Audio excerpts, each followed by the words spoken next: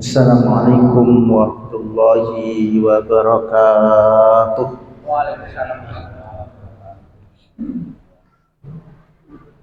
Alhamdulillahi wa kafa. Wassalatu wassalamu ala anbiya'in nabiyil mustafa wa ala alihi wa ashabihi wa man wafa wa qatafa. Asyhadu an la ilaha illallah wahdahu la syarika lah wa asyhadu anna Muhammadan abduhu wa rasuluhu sallallahu alaihi qad ballagha risalah wa addal amanah wa nasakhal ummah wa jahada fillahi haqqa jihadi hatta atahul yaqin. Faqad qala Allah ta'ala fil Qur'anil Karim, a'udzu billahi minasyaitonir rajim. Bismillahirrahmanirrahim. Ya ayyuhalladzina amanu taqullaha haqqa tuqatih wa la tamutunna illa wa antum muslimun. Shadaqallahul adzim wa shadaqa rasulul karim. Para jamaah sekalian, Bapak-bapak, Ibu-ibu yang dimurkai Allah Subhanahu wa taala. Alhamdulillah wonten dalu menika tasih pinaringan nikmat sehat, nikmat sempat, nikmat iman ugi nikmat Islam. Niki nikmat ingkang ageng sanget. Allah nyuwun dumateng anyamun, Allah nyuwun dumateng panjenengan sedaya cuman syukur mawon kali Allah Subhanahu wa taala, syukur kali nikmat sak pintene mawon nikmat kedhik napa kathah padha mawon. Yang penting Allah ngasih nikmat dumateng kita sedaya. Para jamaah kang kula hormati, Kanjeng Nabi sampun dawuh, "May yuridillahu bihi khairan fahuwa yufaqihu fiddin." Jadi wong kuwi sapa wae wong sing Allah nganggep dhek niku tiyang apik, mesti cirine wong kuwi paham agama. Lah paham agama niku cirine pripun? Ya kudu ngaji, ya kudu hadir ke majelis taklim, royo-royo teko. Sebab napa? Sebab orang-orang yang datang berjuang royo-royo nekani tenanan, dari basane abot ngantuk cek teko. Kenapa? Karena ini kedudukan yang mulia di sisi Allah Subhanahu wa taala. Jangankan sampai biasa-biasa didoakan oleh antar teman, malaikat mawon ndongakno. Pemane malaikat iwak hatal khut fil bahr, sampai iwak teng laut itu masyaallah ndongakno dumateng panjenengan sing napa? Sing purun belajar, purun ngaji, purun hadir ke majelis ilmu atus. Ternyata majelis ilmu sing kados ngeten niki mulai dicecar oleh orang. Katane opo ae? Kok ibu-ibu senengane ngaji tok? Dicecar. Niki maksudnya opo? Sing perlu diteliti wong otake sing ngomong. Ku waras napa? Sebab orang kalau mau dia jadi orang baik, dia ngaji. Berarti logikanya wong sing kepingin dadi wong elek ya ora berarti ora gelem ngaji. Wong paham agama niku mboten mungkin ujug-ujug nyenengan turu tangi ora langsung paham ilmu hukum salat, ora mungkin. Tangi turu langsung paham hukumnya salat jenazah, ora mungkin. Ulama mengatakan al-ilmu bita'allum. Ilmu itu didapat dengan belajar. Ora enek al-ilmu laduni. Langsung turu tangi langsung langsung kiai, ora enek. Kaitikan. Nah, bukan al-ilmu bita'allum. Ilmu itu didapat dengan cara belajar. Nek mboten ngoten iki gak fungsi. Para ulama ora enek. Maka sak mangkene itu kalau orang itu mau belajar, dia mesti belajar dari para ulama. Al ulama warasatul anbiya. Berarti para nabi itu para nabi mewariskan ilmu kepada ulama. Siapa ulama? Ustadz, para kiai itu ulama. Karena jenengan ngaji dewi Quran, karena guru nih iso. Ya monggo nggak apa-apa. Tapi akhirnya nggak jelas. Nggak mungkin. Makanya Nabi SAW bersabda, Innallaha yaqbidul ilma intija'an la yantaji'u hinatibat.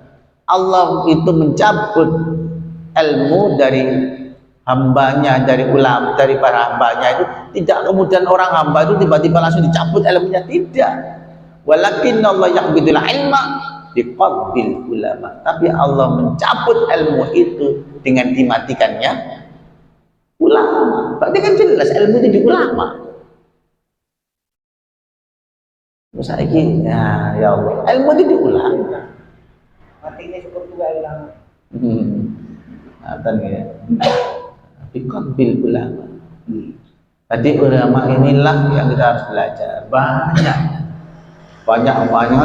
tentang bagaimana kedudukan tingginya para ulama, banyak sekali. Itu sebagai pengantar kajian kita pada malam ini, sehingga memang benar, nggak salah kalau ada orang mengatakan, wah apa pedoman Quran hadis, nggak salah, memang benar itu. Cuma Quran hadis ora mungkin ngomong dewi. Harus siapa nyampe nih? Nggak mungkin langsung wewe Quran hadisnya ngomong dewi. Bukan mungkin. Dia harus disampaikan orang-orang paham Al-Quran. Dia orang disampaikan oleh ulama yang paham hadis, paham nahwu, paham sorok, paham ilmu alat, baru dia menyampaikan. Itu pun harus manhajnya yang dipakai oleh para ulama soleh, para ulama tabiin, para sahabat tabiin, tabiut tabiin, generasi berikutnya. Karena tidak mudah untuk bisa memahami hadis, memahami Al-Quran. Wong awam ora mudeng. Lamun jenengan ibaratnya sumur, itu Quran hadis sumur. Gitu. Kepingin langsung mudun nang sumur ya iso ae tapi kecemplung amen ora mudeng, ora ngerti ilmu. Tambah kelelep. Gimana caranya biar jenengan bisa menikmati air sumur? Jenengan siapno tandon.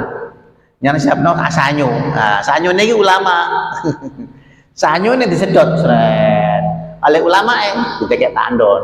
Nah, oleh tandon jenengan salurno seret kayak wudu, kayak mangan, kayak masak. Oh, kayak ngombe. Lah jenengan iki cak niki napa? Kari ngurupno kran tok ae. Wis gak ngelang. Nyamun njukuk dhewe nang sumur ya gak apa-apa nek iso. Nek punya kemampuan. Gak apa-apa. Itu logikanya. Bismillahirrahmanirrahim. Hadis yang pertama kita lanjutkan kitab Bulughul Maram, kitab Musanahis dari yang gadis yang ini. An Hudzaifah radhiyallahu anhu. Saking Hudzaifah. Maksudnya Hudzaifah berarti adalah Hudzaifah bin Yaman. Annan nabiyya satemene utawi Nabi sallallahu alaihi wasallam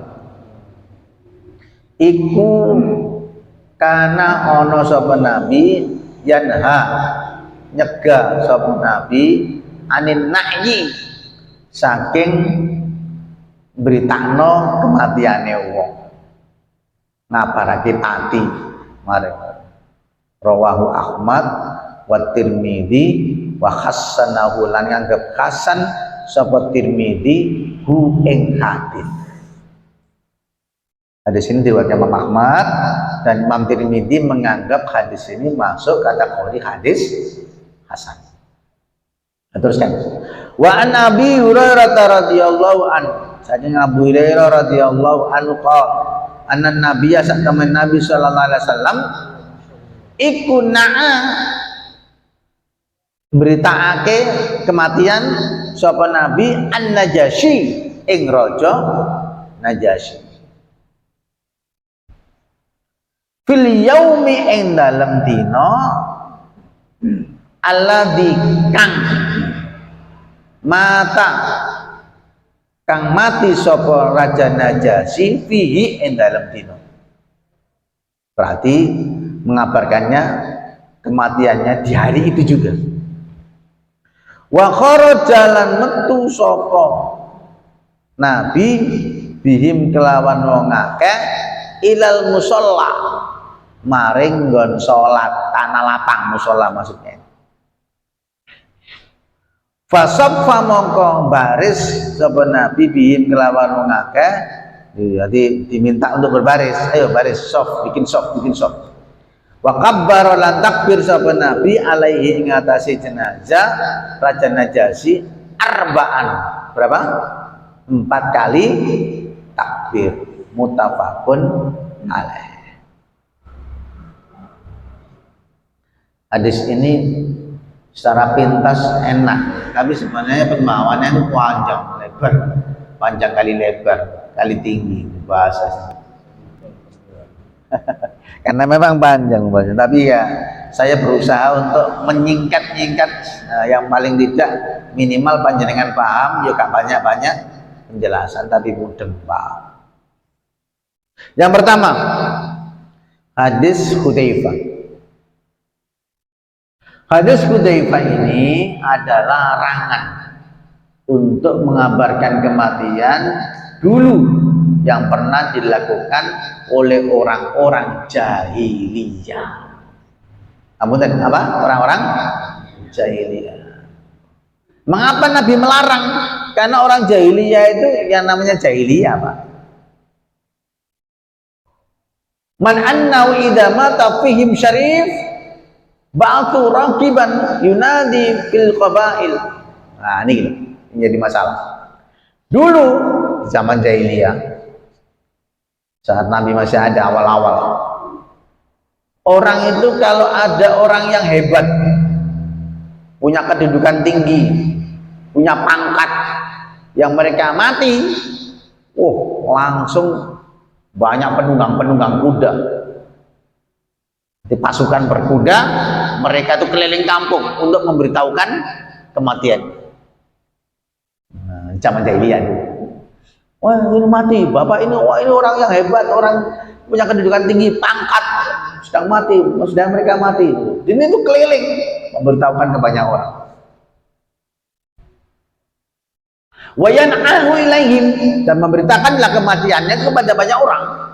Wah, keliling dari kampung-kampung, dari kota-kota. Fahadha huwa al-manhiyatu an muharram, dan akhirnya kemudian inilah yang diharamkan oleh Nabi.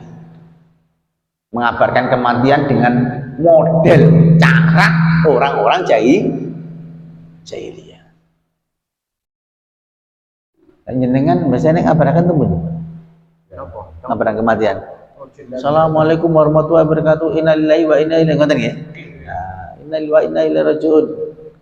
Nanti sampun tilan dunya Bapak sinten Fulan bin Fulan, monggo kita sarang-sarang takziah. Paling ngoten nggih. Niku wis cukup, enggak apa-apa. Artinya kerabat bagaimana? Tetap diberitahu. Kerabat dekat, sana, handetolan, teman karib, itu diberitahu.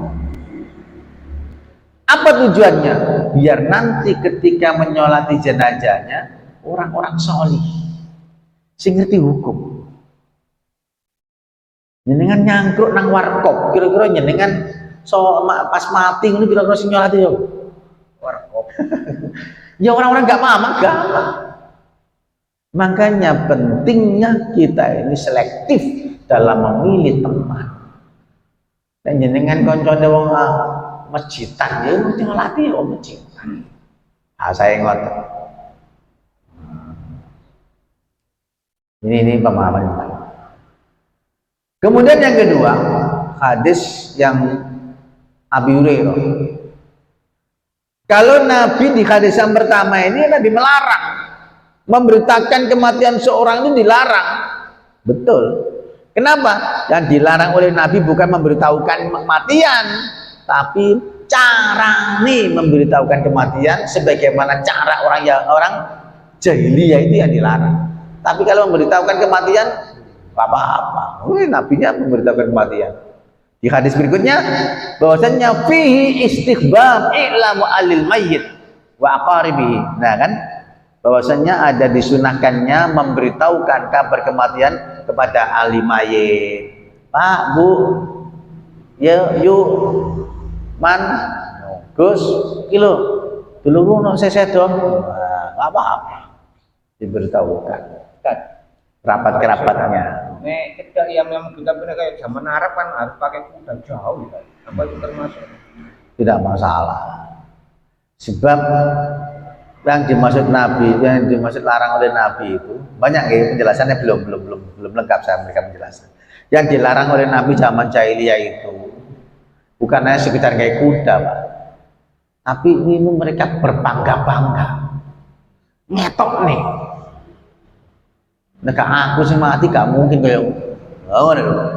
Nek wong biasa-biasa paling coba. Nek aku sih mati ya, nek iso tekakno iki. Jadi maunya itu dulu kalau orang meninggal, apalagi orang yang punya kedudukan tinggi, pamer gitu. Nuduhno bondone. Nuduhno pangkate. Itu yang dilarang oleh Nabi sallallahu alaihi wasallam. Tapi misalkan zaman dulu pakai kuda ya monggo apa-apa. Sekarang pakai WA cukup. Tapi artinya yang penting bukan sebagai apa ya kesombongan, Pak. Jadi kalau zaman dulu yang dilarang Nabi zaman jahiliyah itu adalah ekspresi kesombongan yang ditunjukkan ke orang. Baik sing bondo yang bondone, sing ganteng yang ganteng, sing keturunan ya keturunan. Jadi mereka mati pun si sempat bisa sombong. Berarti wong bukan hanya hidup orang bisa sombong, ternyata mati loh sih iso sombong. Seakan-akan gitu. Itu yang dilarang oleh Rasulullah SAW. Oke, hadis berikutnya. Waman lahu silatin, waman lahu bihi silatun. Jadi barang siapa juga orang yang memiliki silaturahim, memiliki apa? Hubungan tanah saudara. Liyashhadu janazata wa salatu alaihi. Hendaklah mereka hadir untuk ikut sholat jenazah atau ngeramut jenazahnya, dan dia nanti juga ikut menguburkan jenazahnya. Makanya kemarin sudah saya sampaikan, ngubur jenazah itu gak mau kayak main-main. Nyolati mana kadang malas. Loh, Pak itu lah mesti nyolati. Segini tengah tembok sampai rokokan sedut. Ya enak. Ustaz, berangkat, ayo berangkat ya nggak apa-apa. Mengusir nasi nyolati, kecuali karena nyolati belas. Tapi panjenengan nggak dapat fadilahnya, keutamaan apa? Jenengan sholat jenazah ikut dapat 1 kirot. Apa 1 kirot? Mithl Jabal Uhud. Nanti gudene sakirot itu padha ambek bukit Uhud. Lamun jenengan bayang nih iso diwujudno ganjarane salat kuwi gedene samun akeh. Tapi niku gambarno Kanjeng Nabi ben gampang dipaham, Pak. Itu menunjukkan apa? Akeh banget wonten ganjarane. Jenengan nglampahi apik sedina, belum tentu wong sak. Mana kesempatan lah mau enten tiang sedo, jenengan punya kesempatan untuk bisa nyolati, nyolati.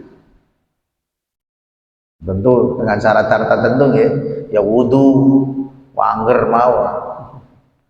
Karena sholat jenazah termasuk sholat, bukan termasuk doa. Belum ada yang berpendapat doa, Pak.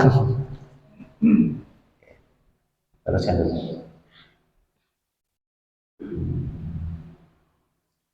Wahada mustahabun wala yanala walunahyu anil nahi, dan ini tidak termasuk yang mengabarkan kematian yang dilarang oleh Nabi tadi, beda, tidak termasuk.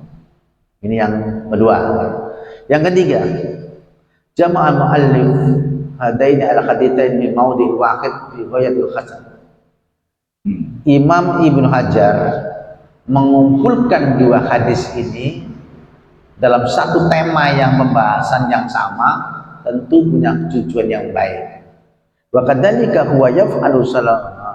Begitu juga fikatin ahadits allati fiha naw'an na'arudna. Sehingga begitu juga kita tahu beberapa hadis seakan-akan bertentangan, tapi sebenarnya nggak bertentangan. Inilah bagusnya kita bisa memahami hadis secara bagus, secara lengkap itu seperti itu. Nah, kemudian hadis berikutnya, hadis Abu Hurairah ini, ala masra'iyatu salati alal ghaib wa yatin khilafu bidzalika insyaallah. Nah, ini hadis ini disyariatkannya sholat gaib. Kenapa sholat gaib? Sholat gaib itu sholat yang jenazahnya tidak ada. Maksudnya apa? Jenazahnya tidak hadir di tempat itu. Itu namanya sholat gaib. Makanya namanya gaib itu kene, hadir, kene. Berarti kalau sholat gaib, jenazahnya tidak ada di situ. Boleh enggak? Boleh. Yang pertama, apa itu? Jawaz sholatul janazah ala musallil aid idza kana jam'ul khatirah. Bolehnya sholat jenazah itu di musola, di halaman kan? Boleh enggak? Boleh. Kalau memang jamaahnya budak banyak, karena yang meninggal tokoh ulama besar. Seperti kapan hari itu yang meninggal Syekh Shalih Utsaimin, masya Allah. Yang meninggal kayak Syekh Nasruddin Albani, wah manusia kelautan, ewon. Ya bodoh, kalau ketika siapa meninggal itu Ayatullah Khomeini. Wow. Siapa Ayatullah Khomeini?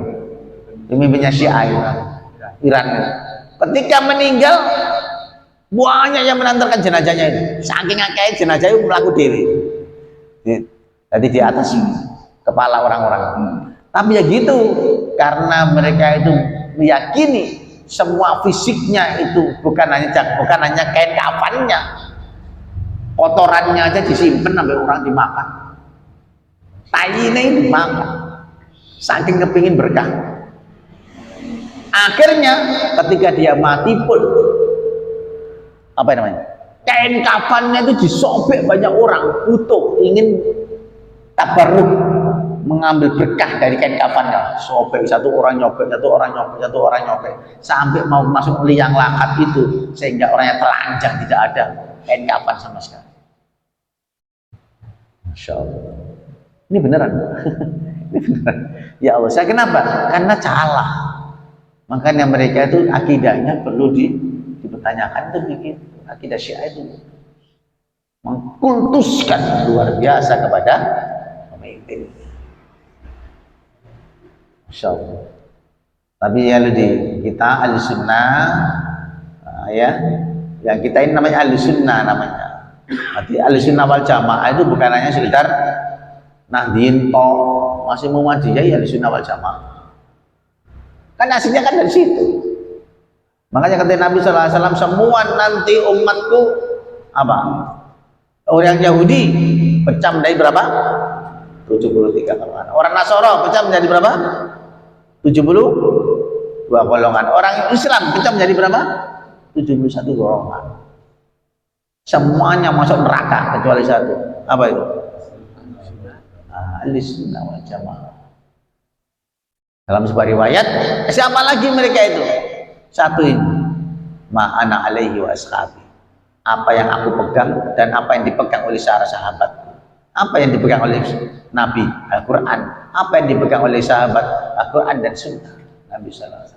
Itu namanya Ahlussunnah wal Jamaah. Jadi Ahlussunnah wal Jamaah itu bukan nama kelompok tertentu, tapi itu namanya manhaj. Oh, manhaj. Namanya manhaj yang harus dipegang semua manusia. Dan ini ada sebelum NU, sebelum Muhammadiyah enek. Muhammadiyah berdiri tahun 1900 berapa? 12. NU berdiri tahun berapa? Nanti masih sebelum itu. Kira-kira umat Islam Indonesia itu modelnya apa? Kita nggak tahu. Saya tuh pingin sebab apa? Gurunya Kiai Ahmad Dahlan, Syekh Soleh Darat Semarang. Kemudian gurunya Kiai Hasyim Asy'ari namanya Syekh Kiai Soleh Darat di Semarang. Saya pernah ke makamnya itu di sana, di Semarang. Oh ini gurunya Kiai Ahmad Dahlan. Ya biar tahu. Oh ini seperti ini, makamnya seperti itu. Kunjungi banyak orang. Tahu fisiknya apa Pak? Yang meninggal. Zaman kesana tahu fisiknya apa? Si urip apa? Boten makam kuburan itu. Mungkin sudah nggak ada Pak, tahun berapa? Saya tahu mana. Ya Soleh Darat. Biar tahu. Jadi seakan-akan Islam itu ben luas gitu loh. Ben kita itu orang yang punya pengalaman banyak, gak banyak menyalahkan orang.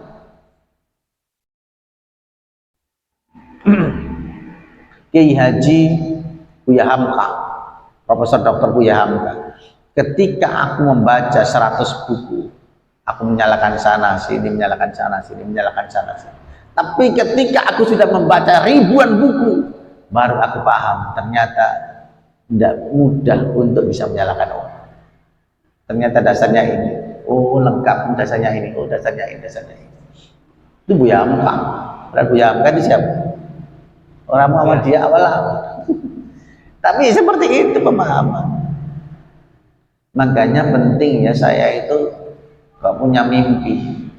Bagaimana ya seandainya di Indonesia ini kuatnya, memang orang ngapik itu gak mungkin karena musuhnya Pak. Orang ngapik itu mesti musuhnya. Dan setan itu nggak suka kalau ada orang Islam pada Islamnya berdiri dalam satu sop yang sama, pemahaman yang sama, nggak mungkin setan itu senang. Bagaimana caranya? Dia akan difitnah sana sini, dia akan dia akan hantamkan di situ, dia akan tanamkan fitnah-fitnah yang apa mas kamu rukun-rukun beda ya, sampai lebih sama tahu fitnah, iya, siku tenang apa dulu. Difitnah pada koncoan, dan itu pekerjaan setan. Kapan-kapan kalau membahas khusus tentang trik-trik dan cara-caranya bagaimana setan untuk bisa menjudah kita, mentalbis. Teruskan. Kemudian yang keenam, takbir fi sholati janazah arba'an wa ya'ti bayanu qariban insyaallah.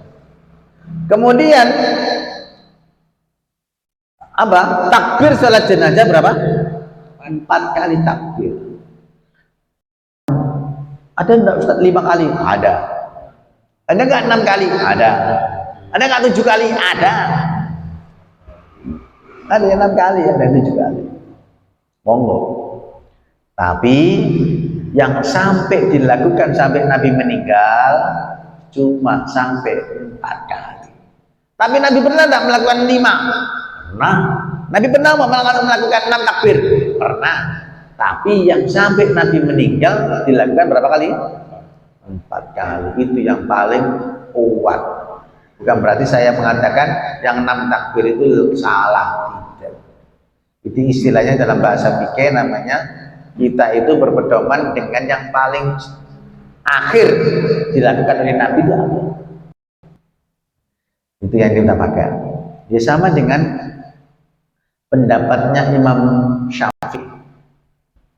Imam Syafi'i itu berpendapat di dalam Qaulul Qadim, pendapat lama, adzan Jumat itu 2 kali.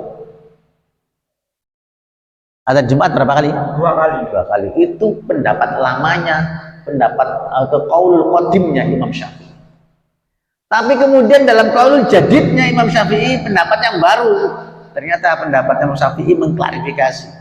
Ternyata pendapat yang baru Imam Syafi'i, salat Jumat dan salat Jumat itu 1 kali.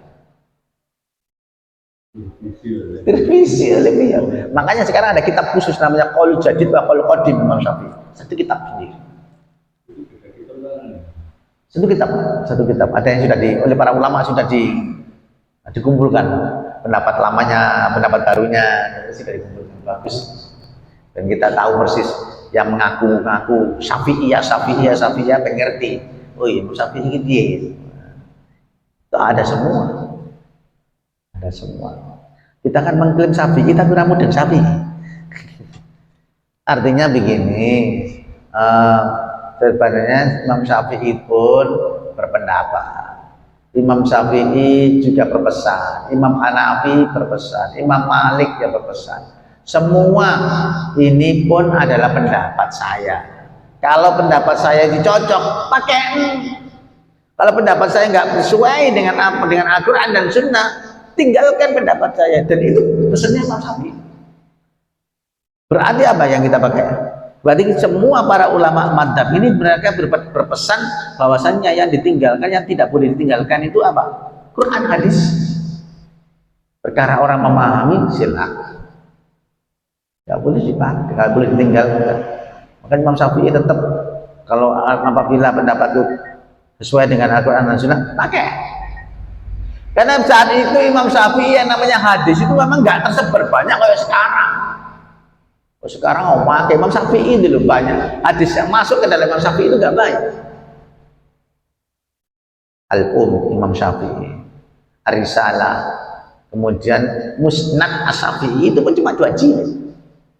Yang pernah punya Musnad As-Syafi'i itu cuma 2 jilid. Saya pernah lihat malah 1 jilid bahasa Arab, walaupun sudah banyak terjemahan. Itu Imam Syafi'i. Baru yang agak tebal Imam Ahmad Ibn Hanbal, Musnad Imam Ahmad. Baru yang agak tebal lagi Al-Muwatta Imam Malik. Ini Imam Syafi'i sendiri enggak banyak. Sehingga ini pun tetap harus kita cross check. Sekarang sudah banyak, Pak. Kenapa? Karena sumber-sumbernya itu semua lengkap, jalur-jalurnya itu semuanya dikumpulkan semua loh oleh para ulama sekarang. Makanya sekarang itu kalau ada orang gak ngerti hadis baca. Kita mau wakil di mana-mana sekarang. Tinggal kita mau apa enggak untuk belajar. Sampai-sampai kalau di kemarin nanti pas saya kuliah di ilmu hadis itu, jadi begitu dikumpulkan semua Pak para ulama. Kita pun dari mulai pendapat sahabat itu ada, pendapat tabiin itu ada semua, dikumpulkan sendiri. Dan mana hadis-hadis Nabi, kumpulkan dewi. Kita kan nggak sampai mikir gini, ya Allah, ulama luar biasa dulu dikumpul. Kok iso waktunya ini? Kita itu ngaji dulu, harus betak-betak nongos, gak usah ngaji.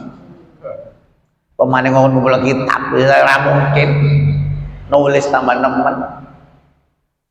Nyenengan ngaji untung ngaji kadang teko gak nggowo apa-apa, ngatuk bisa. Tambah nemen. Ngoten mawon sik kadang kitab lusuh. Ya Allah. Ini ya, jadi memang generasi akhir zaman sudah ya. Tapi tetap yang namanya siapapun bagaimanapun ya harus bersabar. Ya memang seperti itu. Perkara nanti mau nggak mau ya mau. Misalnya cuman balik ma unzila ilaika mir, ya menyampaikan aja. Mau nggak mau itu urusan jenengan. Yang ketujuh, takbiru fi sholati janazah arba'ati fadilatu kasratul musallin wa qani thalathatu sufufi wa akthar. Lima rawa Ahmad ada Nabi sallallahu alaihi wasallam qala ma min mu'min yamutu yusalli alaihi ummatun minal muslimina yabluguna yakuna thalathatu sufufin illa ghufira lahu. Begini Pak. Keutamaan perbanyak orang yang mau menyolati jenazah.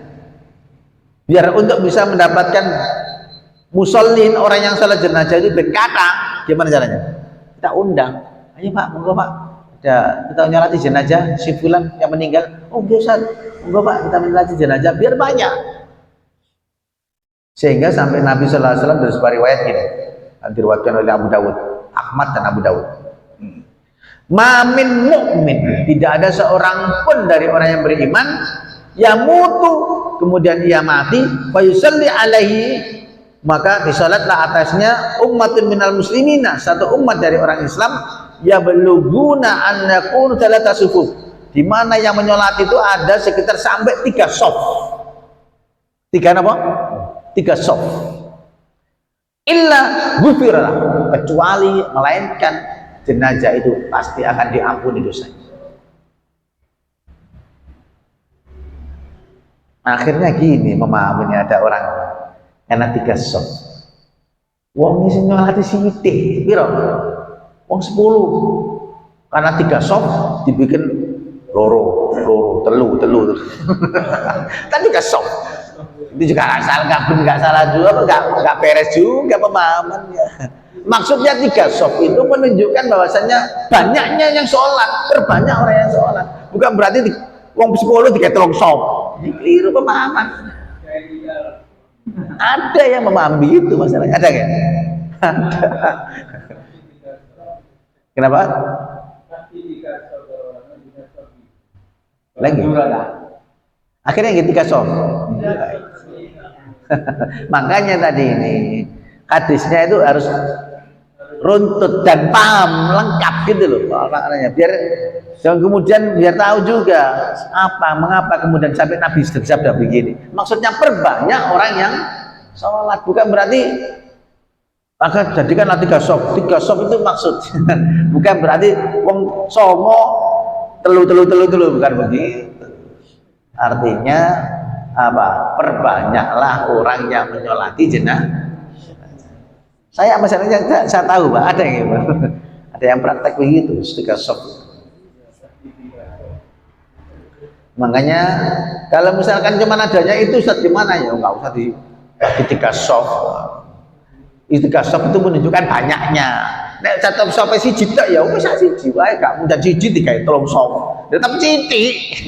Jadi kan wong songo, wong 12 gawe 3 sop tetep ya tetep 12. Gak mungkin 3 sop berarti paling akeh.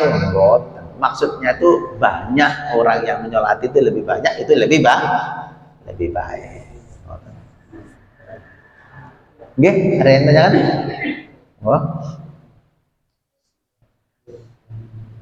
Yang ke berikutnya, hadhihi manqabatul wa fadilatul Najasyi. Nah, ini ada mangkobah itu kedudukan dan keutamaan dari Najasyi. Wow, Raja Najasyi ini luar biasa. Seorang raja, sebentar ya, saya bacakan. Najasyi itu adalah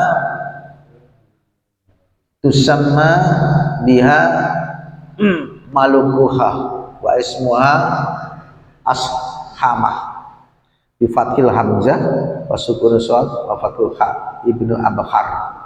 Macam-macam namanya. Ada ibnu Abkhar, ada namanya Ashamah dan lain sebagainya. Tapi nama julukannya Raja An-Najasyi. Di mana? Di Persia. Dia raja yang muslim. Bisanya pewanjang, bisanya dalam hadis Al-Bukhari. Begini Pak, Nabi itu untuk mengajak orang lain masuk Islam itu dengan cara diantaranya apa? Murasalah, mengirim surat. Assalamualaikum apa? Bukan salam. Kalau Nabi, kalau orang yang belum Islam itu salamnya beda Pak. Kalau dengan muslim saya ke ngirim surat ke Pak Sindu ya, Assalamualaikum warahmatullahi wabarakatuh. Kalau dia belum Islam, masih kafir, salamnya beda. Apa salamnya? Assalamu ala manittaba'al huda. Beda. Assalamu ala manittaba'al huda. Keselamatan bagi orang yang mengikuti petunjuk Nabi sallallahu alaihi wasallam. Kalau dia nggak ikuti, ya nggak selamat. Itu aja. Dan itu salam yang diberikan kepada Raja Najasyi yang ditulis oleh Nabi sallallahu alaihi wasallam. Yang ngantar suratnya Sofwan, seorang sahabat yang dipercaya Nabi, namanya Sofwan. Datang. Pak, saya dapat surat. Dari mana ini? Ada utusan dari Muhammad. Dipersilakan masuk istana, dibaca suratnya. Dites. Gimana? Umat Muhammad itu banyak enggak umatnya? Banyak enggak pengikutnya? Banyak. Wah. Bagaimana pengikutnya? Kaya-kaya apa miskin-miskin? Miskin-miskin. Ditanyain, diklarifikasi. Tanyakan. Kemudian kalau Muhammad itu perang, ikut pas perang gitu, menang terus apa kalah terus? Kadang menang, kadang kalah. Lah Raja Najasyi punya referensi dari kitab-kitab sebelumnya, dari kitab-kitab Taurat, kitab Injil, bagaimana ciri-ciri Nabi akhir zaman itu tahu. Oh ya ini Nabi benar. saat itu. Akhirnya dia percaya bahwasanya surat yang diberikan Nabi Muhammad kepadanya itu berarti memang Nabi Muhammad itu benar-benar seorang nah itu hadisnya panjang Pak di Bukhari sampai 3 halaman, panjang sekali kisahnya Sofwan. Dengan kalau baca di Bukhari itu yang aslinya loh ya, sampai bosan, wah 3 halaman dan satu-satu menci-menci gini harus diterjemahkan. Ya Allah, saya dulu pernah menerjemahkan sampai per lafaz itu sampai 3 halaman itu. Satu hadis sampai 3 halaman karena panjang bisanya. Akhirnya Raja Najasyi pun masuk Islam. Cuman sampai kemudian meninggal dunia, gak ada yang ngelatih. Rakyatnya kan masih muslim, rakyatnya semuanya kafir. Lah ketika sampai kepada Nabi berita tentang kematian Raja Najasyi, langsung disebarkan. Nabi, yuk, Raja Najasyi meninggal, ayo kita sholat yuk, sholat jenazah. Tapi jenazahnya nggak ada, berarti sholat goib. Akhirnya Nabi SAW karena jenazahnya belum pernah disolati sama sekali, langsung Nabi sholat goib. Dan itu pernah dipraktekkan oleh boleh enggak? Boleh. Ini kisahnya Najasyi. Jadi betul-betul luar biasa. Dalika anak Jibril nazala min indillah taala. Sampai yang memberitakan tentang kematian ini langsung Pak di calling ke WA. Jibril. Ngoten. Langsung oleh WA atau Jibril ini zaman saiki. Zaman Nabi mboten enten WA. Napa? Langsung wahyu dari Allah Subhanahu wa taala. Fa akhbara Nabi sallallahu alaihi wasallam bi wafatihi wa huwa fi baladihi. Dan saat itu kabar berita dari Jibril itu disampaikan kepada Nabi Muhammad sallallahu alaihi wasallam tentang kematiannya Raja Najasyi itu. Pada saat itu Nabi Muhammad berada di Madinah. Sementara Raja Najasyi berada di Pers. Beda enggak? Jauh. Wa amarahu binaihi ilal muslimin wa sallallahu alaihi wasallam. Akhirnya Nabi sallallahu alaihi wasallam memberitakanlah keadaan kematiannya Najasyi kepada seluruh kaum muslimin. Tadi kan nggak apa-apa. Wa Najasyi lahu yadun karimun wa khabirun alal muslimina wa majirina. Dan Raja Najasyi ini punya tangan ya, punya kekuasaan yang sangat mulia. Banyak dari orang-orang muhajirin al-awwalin yang dulu awal-awal dulu tuh yang lari dari kejaran orang-orang Quraisy, dari ancaman orang-orang Quraisy, itu mesti yang nampung Raja Najasyi. Masya Allah. Makanya Nabi sampai mendoakan luar biasa. Jadi orang Raja Najasyi itu nampung dari orang-orang muhajir Ansor yang lari dikejar oleh orang Quraisy, ditampung siapa? Raja Najasyi. Makanya Nabi kayak punya jasa kepada dia, itu luar biasa. Masya Allah. Inilah diantaranya mengapa Raja Najasyi kemudian beriman kepada Nabi Muhammad SAW. Mungkin itu yang bisa saya sampaikan. Barangkali ada yang perlu kita diskusikan pada malam ini, monggo silakan. Ya, monggo.